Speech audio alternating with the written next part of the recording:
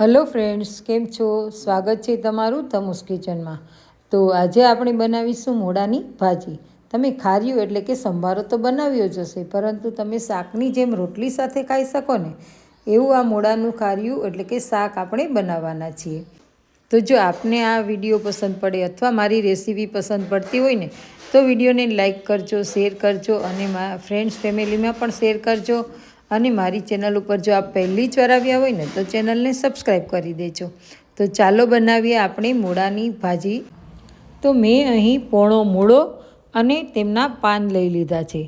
મૂળાને સારી રીતે ધોઈ સ્વચ્છ કરી અને આપણે તેને પિલરની મદદથી છાલ ઉતારી લઈશું. તો જુઓ, મેં છાલ ઉતારી લીધી છે અને છાલ ઉતાર્યા પછી તેના આપણે લાંબા પીસ કરી લઈશું અને પછી એ પીસને આપણે નાના નાના ટુકડા કરવાના.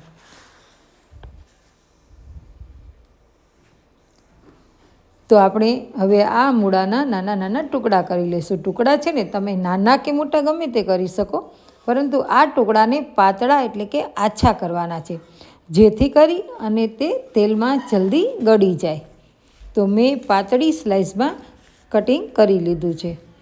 હવે આપણે લઈશું મૂળાના પાન, કે જેને આપણે ભાજી પણ કહીએ છીએ. આ પાન મેં ખોલીને સારી રીતે જોઈ લીધા છે અને ધોઈ પણ લીધા છે અને સાફ કરી લીધા છે, પરંતુ આપણે સમારીને પણ પાછા આપણે ધોઈ લઈશું. તો આપણે આ પાનને ઝીણા ઝીણા લાંબી પટ્ટીમાં સમારી લઈશું. તો જુઓ, આપણે મૂળા અને તેના પાન છે તે સમારી લીધા છે.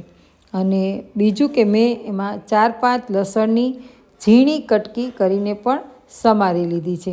તો આપણે તેમાં લસણ પણ નાખીશું. તો જુઓ, મેં લસણ પણ લઈ લીધું છે. હવે આપણે કઢાઈ મૂકી દીધી છે અને તેમાં તેલ મૂકી દઈશું, કેમકે મૂળાની ભાજીમાં છે ને થોડું તેલ વધારે હોય તો સારું. ગમે એ ભાજી કરો ને એમાં તેલ વધારે જોઈએ. હવે તેલ આવી ગયું તો આપણે થોડી રાઈ, જીરું, લસણ અને અજમો,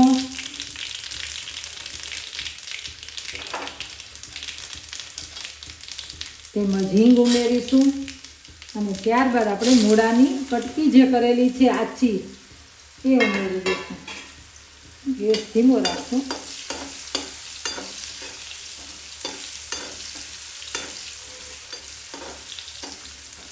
અને મૂળાને આપણે ગળવા દઈશું તેલમાં.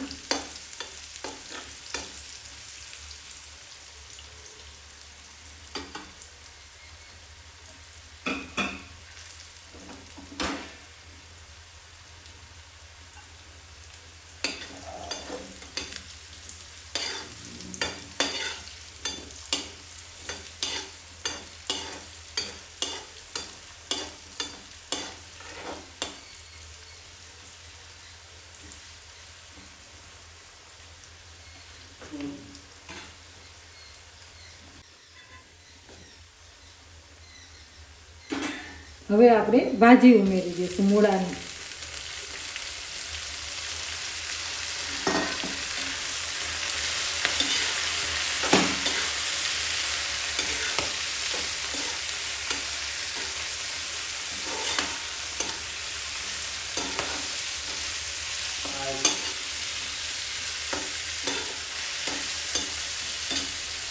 ભાજી છે ને ગમે તે છે એ દેખાય બહુ ઝાઝી, પણ પછી ગળી જાય ને એટલે એકદમ થોડી થઈ જાય છે.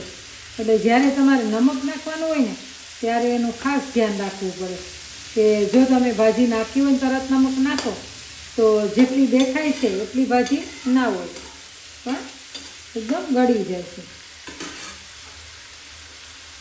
તો આપણે એમાં મસાલો પહેલાં કરી લઈશું. હળદર, થોડી ચટણી પણ ઉમેરીશું અને ચણાનો લોટ અને આ પ્રમાણમાં આપણે ભાજીના પ્રમાણમાં આપણે નમક ઉમેરીશું.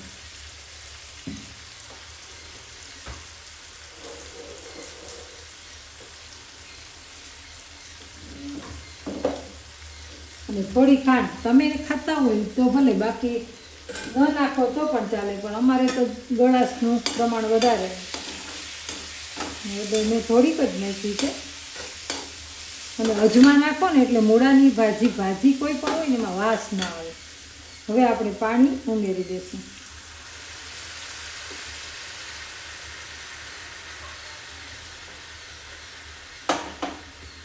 અને જો તમે ખારીયું કરતા હોય ને ખાલી તો તમે એમાં પાણી ન નાખો ને તો ચાલે, કેમ કે એમાં પાણી નાખવાનું ન હોય. પણ આપણે આ એક શાક અને ભાજી જેવું બનાવવાનું છે કે જે રોટલીની સાથે તમે ખાઈ શકો.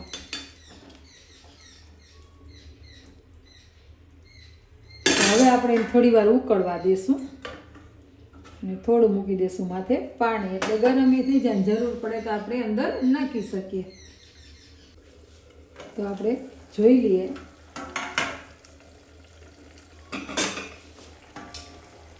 તો આપણે ખોલીને જોઈ લઈએ તો પાણી છે તે ઉકળી ગયું છે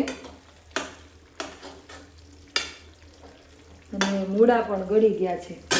તો આપણે તેમાં ચણાનો લોટ છે તે ઉમેરી દઈશું.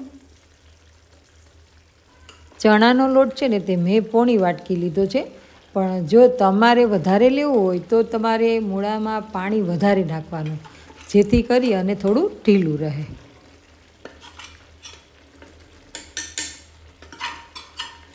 આવી રીતે આપણે ચણાનો લોટ છે તે પાથરી દઈશું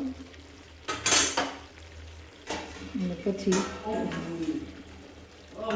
ઢાંકીને રાખી દઈશું, જેથી કરીને લોટ છે ને એ અંદર બફાઈ જાય. કેમ કે આપણે લોટને છે ને શેકો નથી એટલા માટે.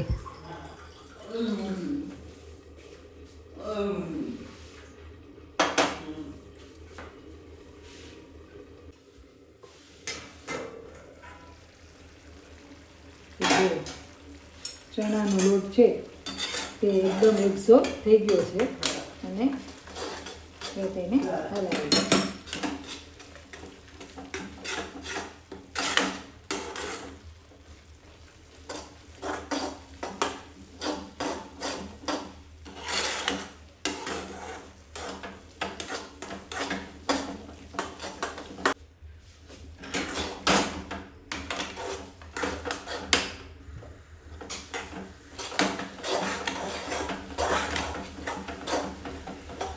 જો આપણો એકદમ પાણી પણ ઓબ્ઝર્વ થઈ ગયું છે અને કોરો પણ નથી અને ઢીલો પણ છે, એટલે નહીં ખાર્યું અને નહીં શાક જેવું આપણે મૂળાની ભાજી બનાવી છે કે જે તમે રોટલીની સાથે નકરું ખાઈ શકો.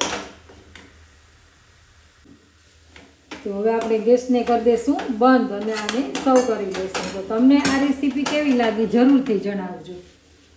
અને એકવાર આપણે એમનું ખાર્યું પણ મૂકશું કે જે પાણી નાખ્યા વગર આપણે તેલમાં ચોળવીએ. તો ચાલો હવે આપણે સર્વ કરી દઈએ. અને તમને મારી રેસીપી જો સારી લાગતી હોય તો વિડીયોને લાઈક, શેર અને સબસ્ક્રાઈબ કરી દેજો. તો જુઓ, જોતાં જ મોઢામાં પાણી આવી જાય એવું ભાજી બની ગઈ.